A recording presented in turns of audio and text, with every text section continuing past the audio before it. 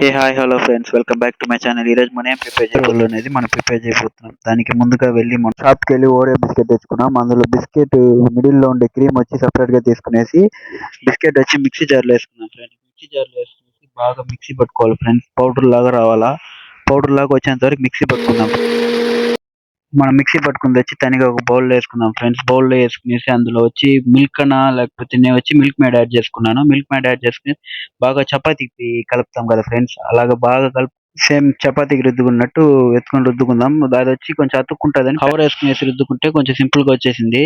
ఆ పిండి వచ్చేసి మనం బాక్స్ షేప్ లో కట్ చేసుకోవాలి ఫ్రెండ్స్. కరెక్ట్ గా బాక్స్ షేప్ లో కట్ చేసుకుంటేదా మనకి వచ్చి ఆ షేప్ అనేది వస్తుంది. మిడిల్ లో మనం వచ్చి ఇప్పుడు ఏం పెట్టబోతున్నాం అంటే, ఇంత ముందు క్రీమ్ తీసుకున్నాం కదా ఫ్రెండ్స్, ఆ క్రీమ్ అంతా వచ్చి స్ప్రెడ్ చేయాల.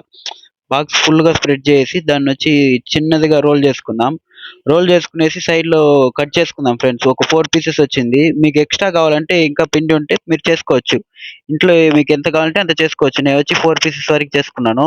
పైన వచ్చి కొంచెం లైట్ గా మిల్క్ మేడ్ యాడ్ చేసిన. టేస్ట్ వచ్చి సూపర్ గా వచ్చింది ఫ్రెండ్స్. నచ్చినట్లయితే లైక్ చేసి, కమెంట్ చేసి, అట్లాగే సబ్స్క్రైబ్ చేసుకోండి ఫ్రెండ్స్.